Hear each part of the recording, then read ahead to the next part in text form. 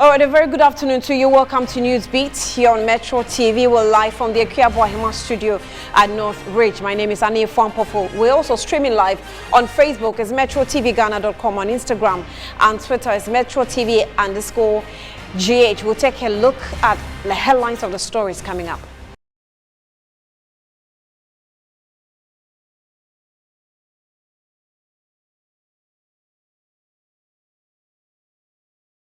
Parliament Privileges Committee issues fresh summons through the media to Dom Kwabenya MP to appear before it on July 6th after all attempts to summon her has failed. Founder of International Central Gospel Church ICGC, Mensa Otabil, excluded from the list of Board of Trustees of the National Cathedral Project as North Tongue MP Samuel Okudzeto Ablakwa alleges corruption in the National Cathedral Project. And on the foreign front, the UK government says there are officials who are ready preparing for the next flight to take asylum seekers from UK to Rwanda, even though a court ruling has stopped the first plane from traveling or taking off.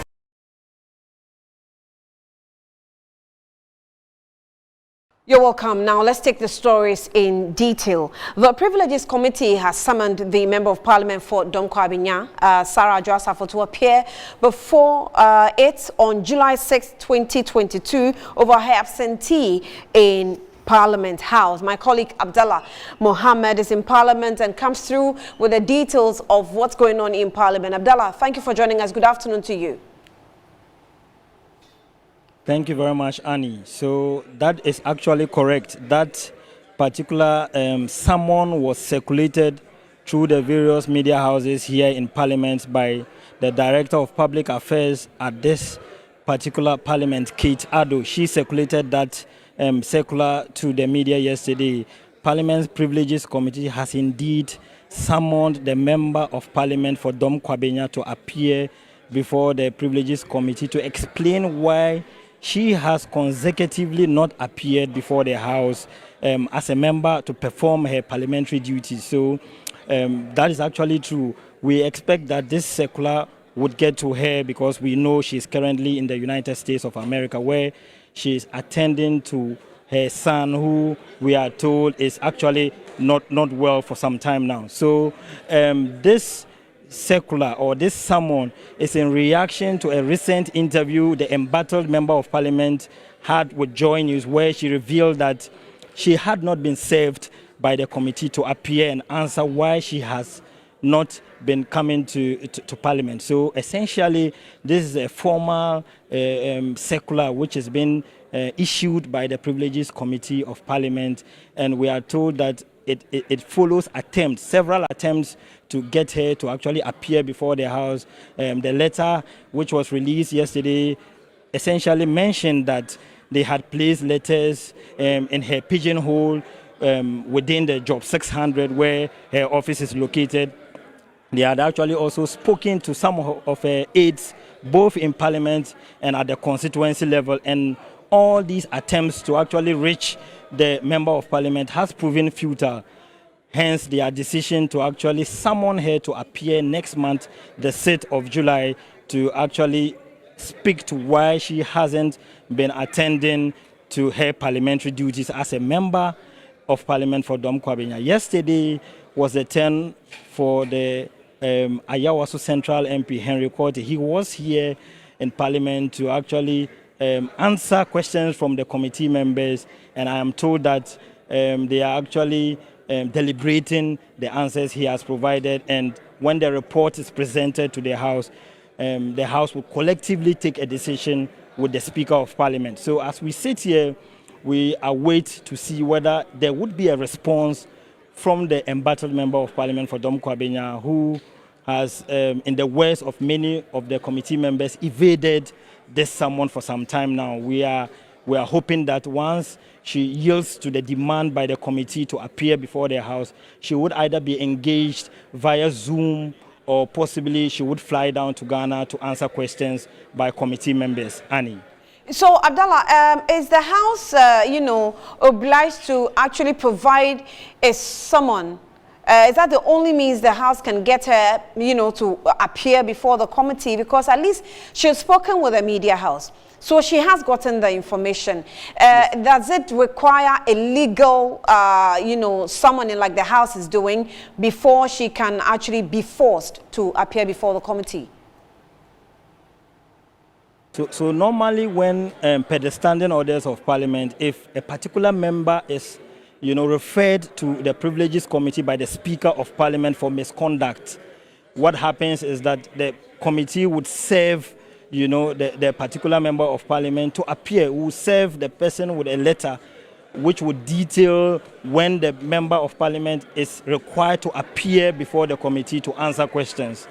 According to Adwoa Safo, she is saying that she hasn't cited any of these letters, even though the Privileges Committee chairman and his vice have actually confirmed to the media that they have spoken with her aides, they have given letters to her aides here in Parliament, and even at the constituency level, the member of Parliament insisted that she hadn't received any letter.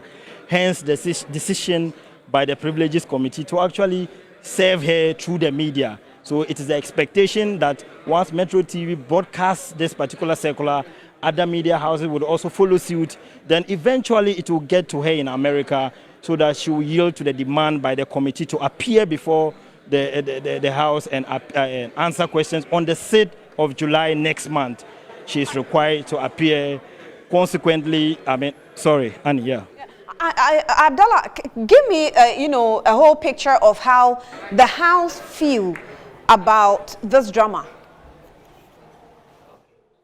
So on the part of the majority, Annie, I must confess, they are particularly interested in this particular issue because her absence has gravely affected how they conduct business on the floor of Parliament. You see how issues or activities played out on the floor of Parliament when the majority wanted to pass the e-levy. Her absence affected them because they needed a clear majority in the House to be able to pass that particular e-levy and other bills that have actually been tabled before the House. Her absence, Annie, I must confess, is affecting the parliamentary business, especially on the side of the majority who needs a clear numerical advantage to be able to carry out their activities or their businesses on the floor of the House. Abdallah, we'll get back to you if you can get some information. Are you able to pick any information from the committee when they met Henry yesterday? In fact, Annie, it was actually a camera. It was held in camera. So right. the members of the committee are not at this stage able to divulge or disclose details of what actually transpired at the committee level. I am sure in due time, when the report is presented to the plenary, we would have an idea of whether the answers he provided at the committee level was satisfactory or not. Right. Thank you very much. We were trying to see if we could get some scoop from there. But Abdallah, you're doing a great job. We'll get back to you to get all the updates from the House. Now, on October 6, 2021, President Akufo-Addo extended the leave of absence from office for the gender minister. That's the Dom Kwabena MP's leave, which she sought for personal reasons. Now, was supposed to have been or have ended on 31st of August 2021. However, the former procurement minister could not resume and requested an extension. So, however, it did not state when she would resume. Parliament's quest to have her give answers to reasons why she has been absent has not been fruitful, and it is now resulting to media outreach. We want to find out the legal implications of Parliament's Privileges Committee publishing her invite if she is out of jurisdiction. And joining us via Zoom to help us break this down is a legal practitioner, Justice Abdullah, to tell us more. Justice, thank you for your time. You're welcome to Newsbeat. How do you, you know, put this all together within the legal remits?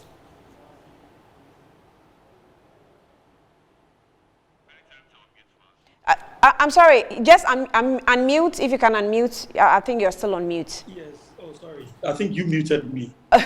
It's indeed a standard practice where a service of a document is supposed to be served on a person, and for a reason or two, the person is unable to be contacted or traced.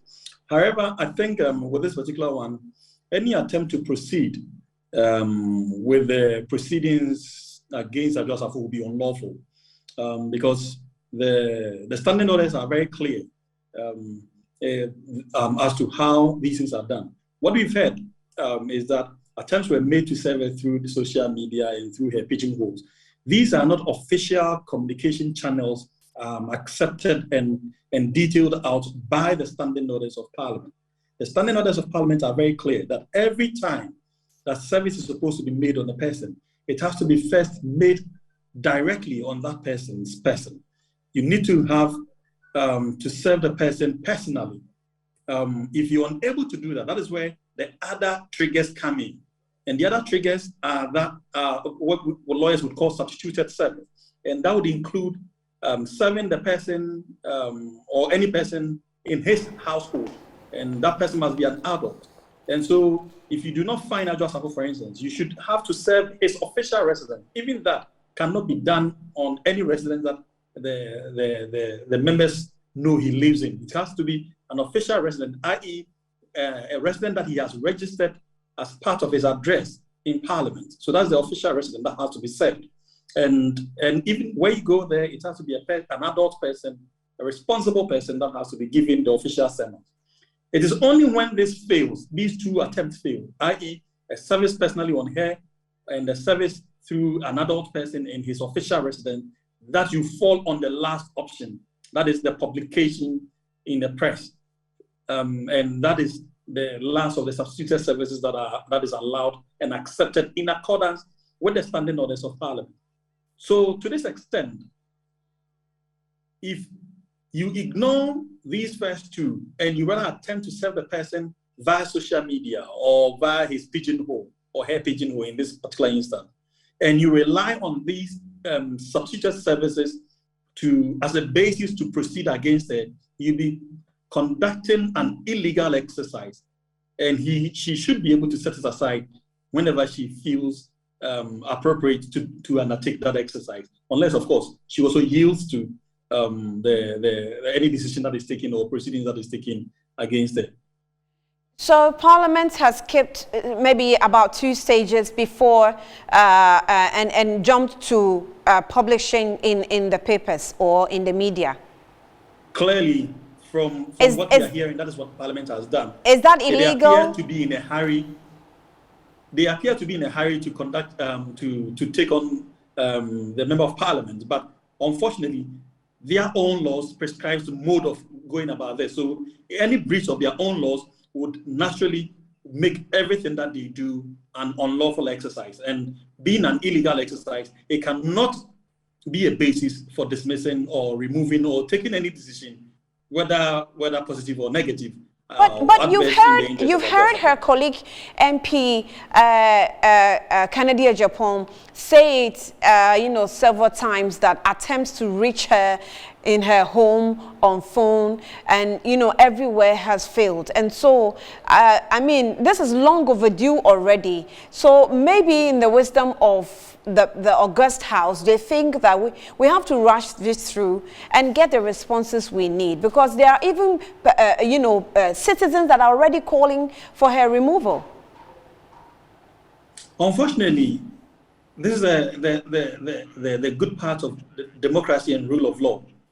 Your personal sentiment will not be enough to change the decisions of the law. The law is clear, it is absolute, the law has to be followed. Your interest in doing this in a hurried manner, notwithstanding, you must still follow the law. And the law is that make an attempt to serve him personally. And that attempt has to be known. If your attempt is the fact that you try checking her out on TikTok, on WhatsApp and other things, that is not personal service known in the law. The law is very clear as to what personal service means. Personal service means that physically handing over the sermons to her. So what if this fails? Publication falls on deaf ears? What should we do? Absolutely. That's what I'm saying, that if I was in her shoes, I would completely ignore whatever comes up because it is not in accordance with the law. What is in accordance with the law is to go through all these various attempts. It is only when those attempts prove futile that you can rely on the last one. You cannot jump the lay-down procedure and do what you think would serve your interest. That is not in accord with the law, and that cannot be a basis for taking a decision. It will be an illegality, it will be unlawful, and it will amount to putting something on absolutely nothing. Right. Justice, thank you for your time. We'll get back to you as we still pursue this matter as Parliament leads the country. Now, let's do some other stories. And Chairman of Trade and Industry Committee of Parliament, Carlos Ahenkro, has said PricewaterhouseCoopers valued the Comenda Sugar Factory at $12 million in 2017 and established that about 37 components of the factory were not fixed. Therefore, it could not produce raw sugar, contrary to what was touted by the then NDC administration. Now, he said he was shocked only that minority members on Trade and Industry Committee visited the Comenda Sugar Factory because it was not a decision of the committee to do so, and such visits was not communicated to the whole committee as well. That they probably don't even have that moral right to speak about Comenda when every problem that you see there today is emanating from their own quarters. I put the blame squarely on their heads when they had the opportunity to use the fullness of the amount of money given to us by India Excel, and they did not use that money. And I am drawing my authority on this assertion from the fact that the PricewaterhouseCoopers, whom they selected as the transaction advisors, when we came in 2017 and asked them to do valuation of the component of the production line of the factory, they came up with a 12 million bill. We got a neutral group, which is AAESL, who also drew production managers and engineers from various food manufacturing companies to come and assist them in assessing. They arrived at the same amount, and even went further to indicate that there are about 37 essential components which were not captured or which were not part of the production line as it were.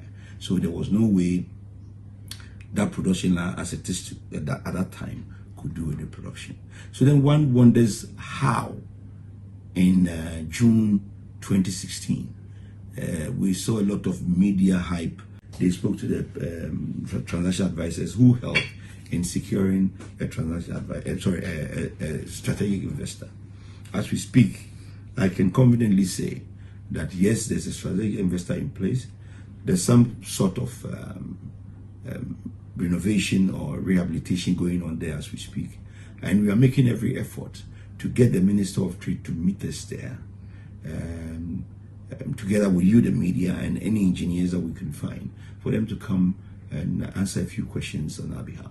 Ghanaians have been misled on this matter for far too long. Everybody comes in and say what they want. Everybody comes in and decides to just throw us upwards, and anybody's eyes that catches this dust is up to them. We need to bring some finality to this matter. Now, would you be able to assure Ghanaians that we'll get Comenda Sugar Factory running, and that is government? I can confidently say that with the inclusion of the strategic investors today, take it or leave it, before long you will see this factory running. And I assure the people of Comenda that they should not get disturbed, they shouldn't be worried.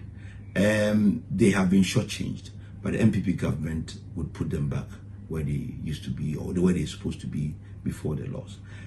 The rush in getting this Comenda factory commissioned was only for political and election purposes. The factory was not ready to commence business, and they went ahead to do what they did.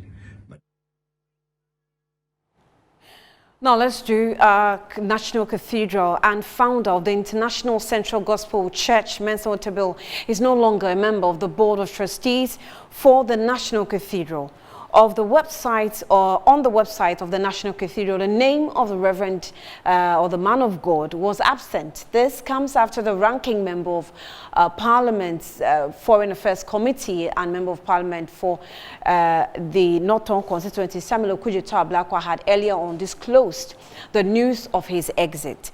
Currently, the Board of Trustees include Apostle Professor Opoku-Nyina as it is chairperson, Archbishop Charles Palmer Bako, Metropolitan Catholic Archbishop, Cape Coast and Vice Chairman, the members of Most Reverend Bishop Justice Ofoya Kofi, Anglican Bishop Emeritus, Right Reverend Professor Emmanuel Mate, former moderator of the Presbyterian Church, Most Reverend T. Awoche Pratt, presiding Bishop of the Methodist Church, Reverend Professor Cephas Amenyo, moderator of the Presbyterian Church, Archbishop Nicholas Duncan Williams, presiding Archbishop of the Action Chapel International, Reverend Joyce Ayi, Executive Director of Salt and Light Ministries, Bishop Jackie Ward Mills, presiding Bishop Lighthouse Group of Churches, Reverend Eastwood Anaba, founder of Eastwood Anaba Ministries, Reverend Victor Kusi-Boateng, founder of the Power Chapel Worldwide, and Reverend Dr. Frimpong Manso, General Superintendent of Assemblies of God.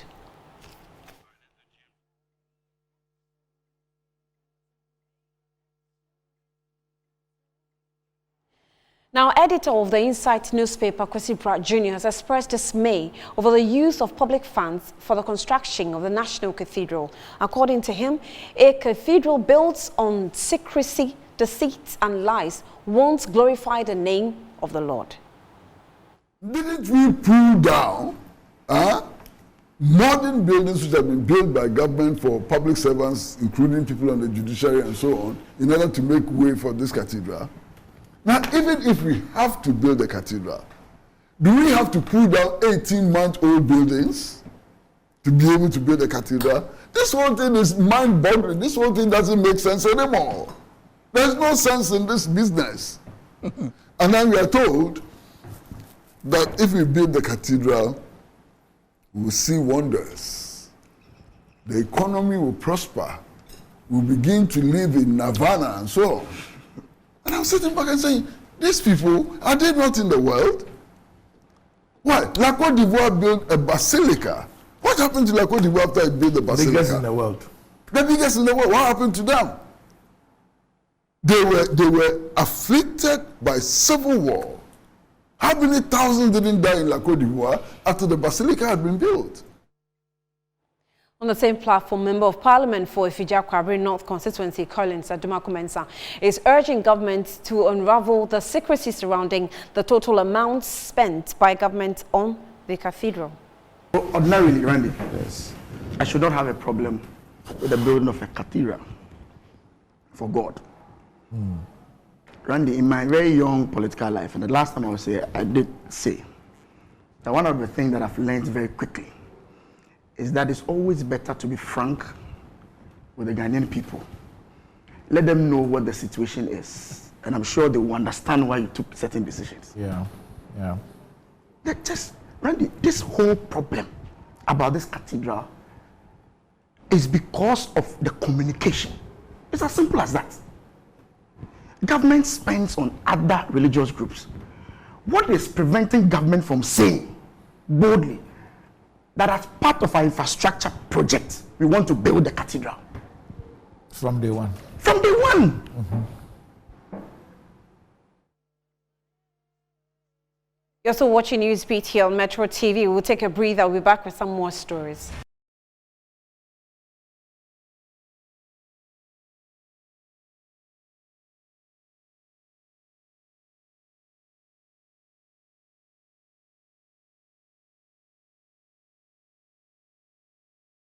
Welcome back to Newsbeat. Now, 5 citizens have petitioned the Commission of Human Rights and Administrative Justice, SHRAJ, to take action against all ministers and deputy ministers who failed to declare their assets in accordance with Article 286 of the 1992 Constitution.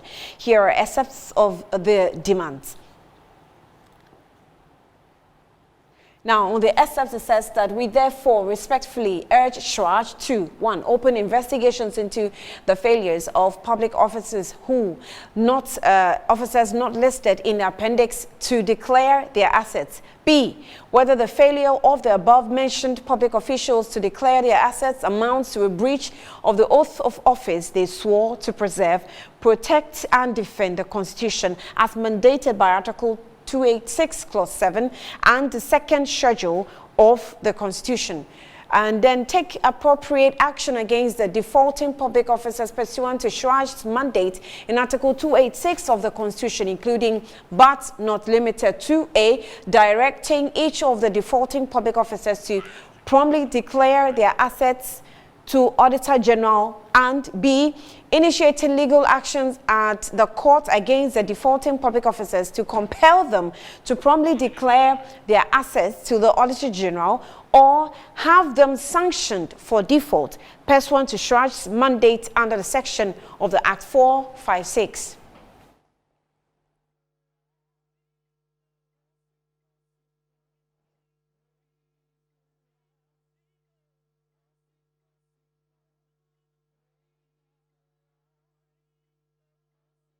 So now let's go through the slides on assets declaration. Ministers who haven't declared their assets yet. We have Deputy Minister at the Ministry of Trade and Industry, a governance and legal expert served as government spokesperson on governance and legal affairs at the Ministry of Information, Herbert Krapper. We also have Thomas Mbomba, who is MP for Tatale Sanguli and Deputy Minister for Foreign Affairs and Regional Integration. We also have Kweku Prachum Sapon, who is MP for Mampong, Deputy Minister for Foreign Affairs.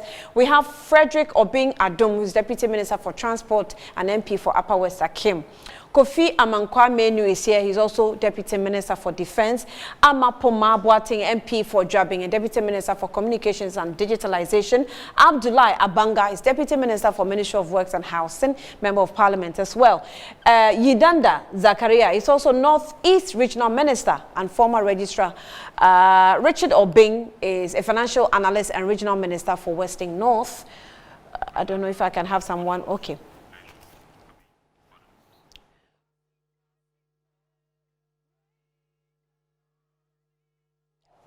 Right, now before we hear from the anti-corruption crusader, let's hear what the President Akufo-Addo said about this back in 2017. Has committed us to implementing an effective asset declaration regime. Its relevant elements are these. The President shall within 14 days forward a list of appointments made in pursuance of Chapter 24 of the Constitution to the Auditor General. Chapter 24 covers all of us. The Attorney General shall forward to Parliament a law requiring the Auditor General to publish periodically the list of all persons appointed under Chapter 24 of the Constitution who have declared or defaulted. The new law shall provide for sanctions for default of compliance, including forfeiture of appointment. The new law shall provide for public disclosure of asset declarations. These and other measures indicate the importance our party attaches to the fight against corruption. Right, that's what the President said about asset declaration in 2017. Now, we are joined by Vitus Azim, an anti-graft campaigner, who to explore more on the possible reasons why some MPs and ministers have failed to keep to what the law says. Thank you for joining us, Vitus. You're welcome to Newsbeat. We've just played the video of what the President said in 2017. I mean, it is legal, but we're living with it and going as though nothing has happened. What do you think is holding the President back on letting his appointees obey the law as it says? What we have always been talking about, lack of commitment to corruption.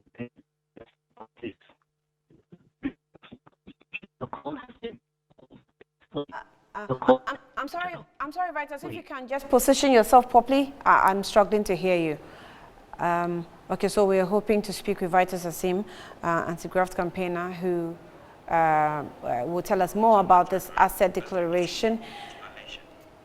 Okay, I think we'll get back to Vitus, but for now, let's deal with ECG and 50 military personnel from the 49th Field Engineer Regiment on Tuesday, 14th of June 2022, joined police personnel to assist the officials of the Electricity Company of Ghana to replace post-paid meters with smart new prepaid meters in Lower Manya Krobo and Yellow Krobo. Now, the move is part of the resolution to end the long-standing impasse between the power distribution company and residents of both areas. The introduction of the prepaid metering system, according to the ECG, will help improve its revenue. When the team got to Lolonyo, red bands had been tied to some meters in the community. A member of the community who shared reasons for the red bands says the community members would have resisted the installation but for the presence of the military. They do them demonstration from Sumaya to Bob. That it not be small. You come TV, say everybody watch live. Where they say the matter they caught, you don't finish the matter. So we don't know how to do. The way they bring the soldiers, that way to allow it. Now and they be danger. The person, if in case the person not the house, where they can face. That should signification sign, danger sign, that is not allowed to face it. The assembly member for Ahojo electoral area in Kpong, Eleklim Raymond, expressed surprise that military personnel were used for the exercise. Today, they would have to bring a platoon of military personnel into my area without my knowledge, without anybody. Chiefs were calling me, my electorates were calling me, and I don't know what to tell them. And I'm surprised ECG is able to, you know, I don't know whether they laid this ambush, they laid the ambush to I don't know what to say. The chiefs, on the other hand, are also divided about the idea of the prepaid metering system. The Menya Krobo Divisional Council's Standing Committee of Divisional Chiefs has issued a petition opposing the installation of the prepaid metering system. Nene Ba Mwale, the Divisional Chief of DOM, is one of such chiefs. The people must be made to understand. They shouldn't say that they are forcing it straight away, because the issue now, what people have seen, that it looks as if they are trying to force the prepaid meter on us. And we want the president to tell them, hold your peace, educate the people, let them know their do's and don'ts, why the need for a prepaid meter. Dr. Nene Sipim na Tekpete II, Sipim of Menya Akromase of the Menya Krobo traditional area, on the other hand, believes the introduction of the prepaid meters will be ending the long-standing dispute between the Krobos and ECG. Authorities don't know anything about it. It was later, but as it is, they will blame us because we are the opinion leaders or whatever in the town.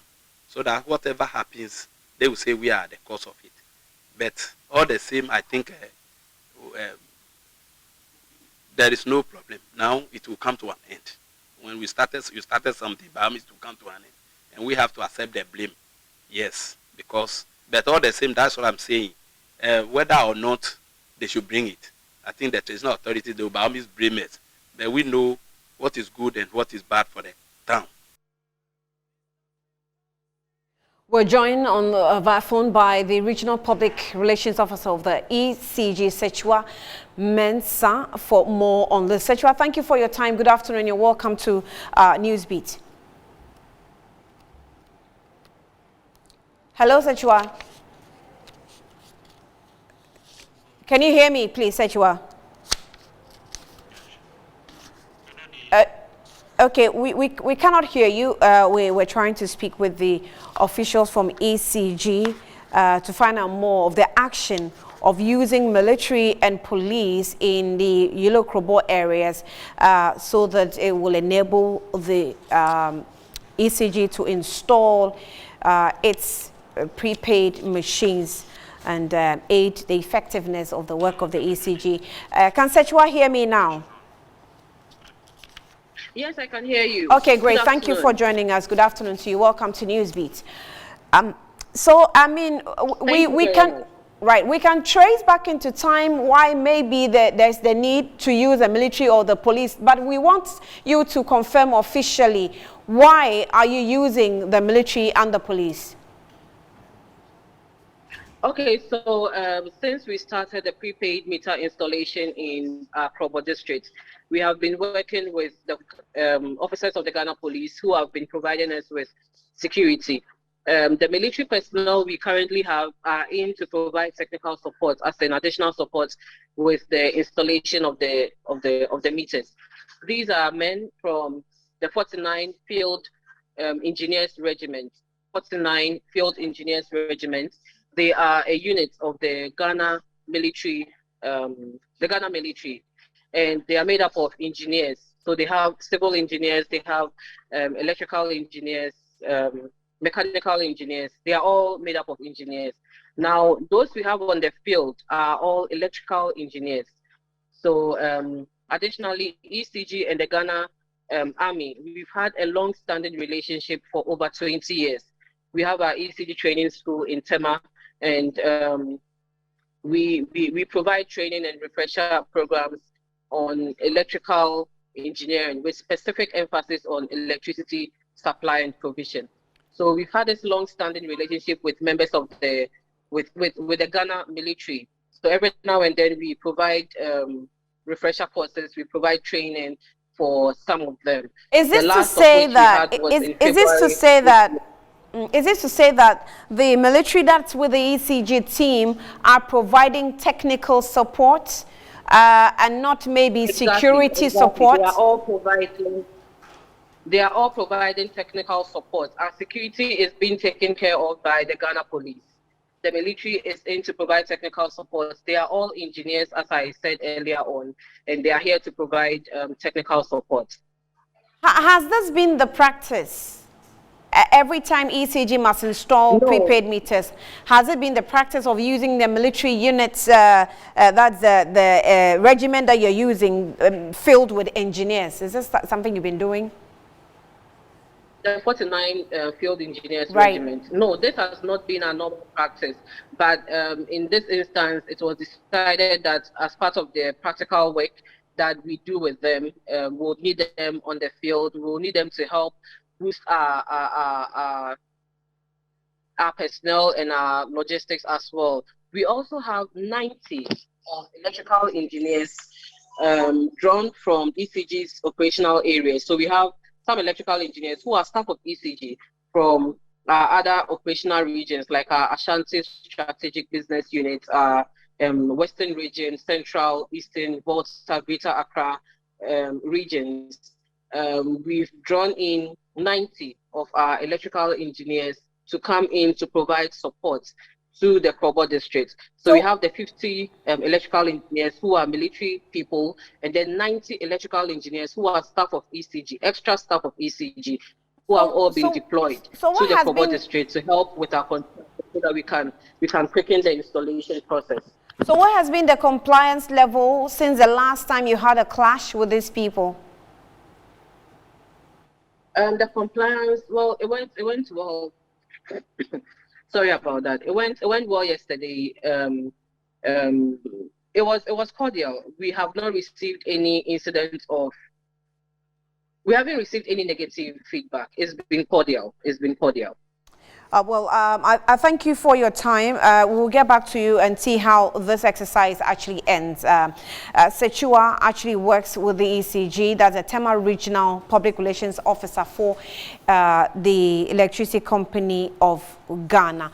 Now, you're still watching Newsbeat here on Metro TV. It's time for us to get into the world of business, and Winston Taki is with me. Winston, you're welcome. Good afternoon. Thank you, Annie. Good afternoon. It's time to bring you business and latest update from the world of business right after this.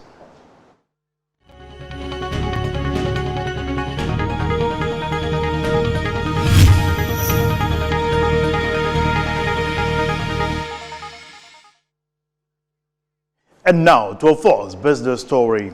The Development Bank Ghana is a development finance institution Unlike a universal bank, it does not lend directly to individuals or businesses. Speaking on the sidelines of the launch, Metro Business reached out to some managers of commercial banks in Ghana. Here's what they had to say on SME financing. If you're financing an SME, then you need to make sure you give them the facilities that are fit for purpose. Most of them are agribusiness type SMEs, and then they are also in the services sector. But it gives us an opportunity in a market where capital is very difficult to come by. Equity is very difficult to come by. Patient capital is a challenge in our markets. And so when you are able to even do debt, but do it on a longer term basis, it makes it more comfortable for the SMEs to grow. And I think what is more important is about the structure of the loans that we give them, because if you are tagging the loan to the life cycle, or if you like the working cycle of SMEs, especially where they're looking at development and growing their businesses and increasing investment in growth, if you structure it, then it makes it easier for them to have access, and therefore the price issue doesn't become so big, and more about an understanding of how to finance the SMEs, which is an opportunity that DBG brings, because it gives us access to long-term financing. You can start having conversations around things like moratoriums for loans of keen importance to key sectors of the economy. DBG has been launched. I expect that interest rates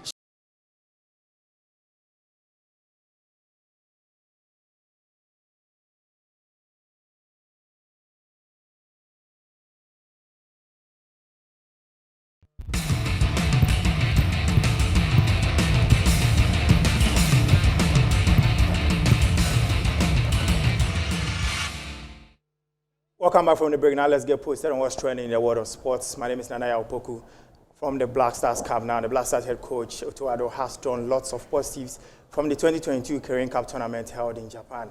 Despite placing third out of the Four-Nation tournament, Otto Addo believes there's a lot he has learned from the competition. It was good for us just to get some questions answered.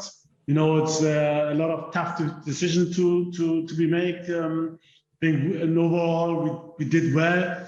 Due to the circumstances, especially in the first match, we could see that we were tired. It was a long flight, and we had two matches before. So I think after Japan had the third goal, it broke us a little bit. But in general, I have to say I'm satisfied. It's I think we did well and all. This makes it difficult for me to choose the players for the next window. This will be September. It will be the last window for the World Cup. But then the decision will be with me, and it's just details which we will decide which player will come or not. But this tournament was very, very good for us and all, and for us or for me and the coaching staff to have some answers, and we could give players a chance to play. So players which didn't play so much before also had to play and could show what they can. This was very important because surely nobody could play all 4 games. Just 1 or 2 players who played all the 4 games, but mostly we have to change because we don't want any injuries. So it was very, very good for us to see all the players and what they can do. People frente a la pelota, silbato acá está. Away from the Black Stars Cup, let's move to the West African Football Union Zone B under 17 tournaments happening live in Cape Coast, and bring you some fixtures over there. Now, Niger will be taking on Cote d'Ivoire at the Cape Coast Sports Stadium, 4 p.m. Ghana time. Benin also take on Burkina Faso tonight at 7 p.m. I am Nanaya Opoku. Nanaya is standing by with entertainment news. Thank you, Nanaya. Entertainment news is next.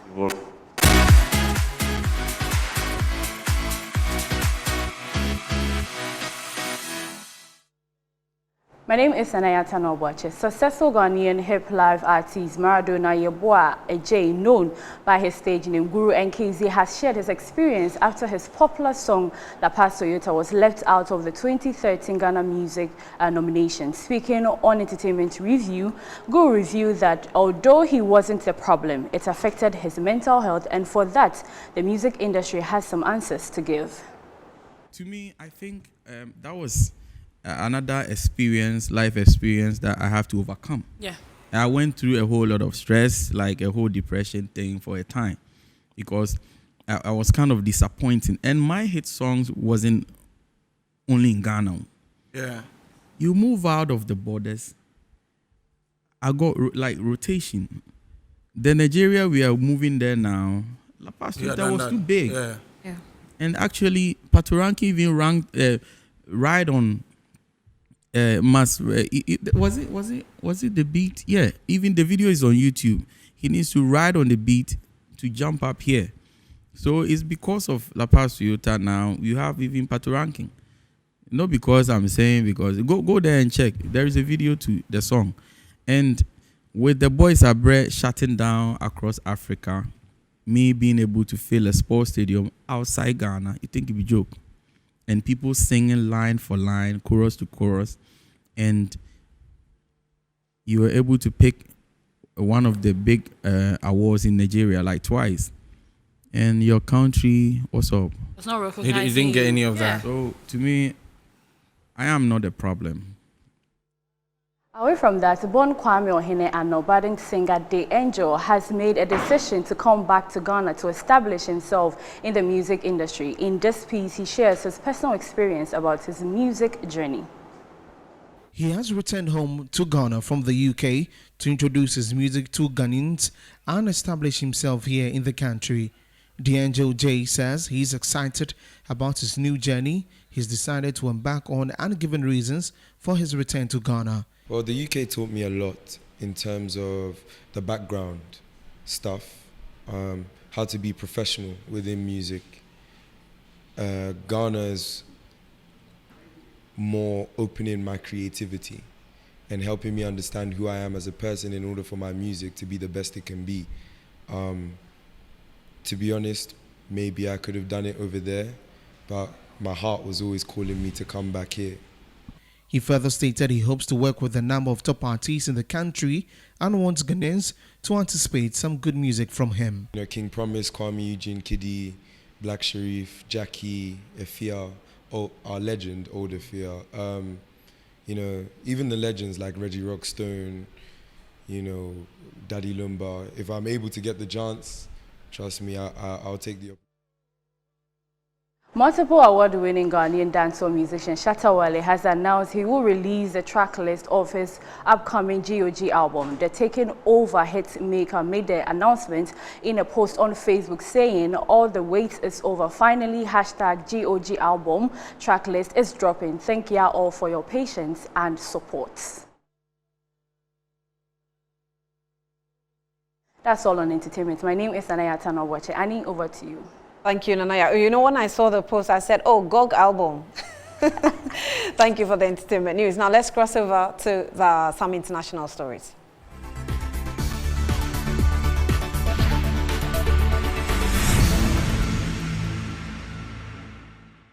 Now, the international front, the UK government says officials are already preparing for the next flight to take asylum seekers from the UK to Rwanda, despite the court's ruling stopping the first flight from taking off. So the first flight was cancelled minutes before taking off on Tuesday evening, and the late intervention from the European Court of Human Rights led to fresh challenges in the UK courts.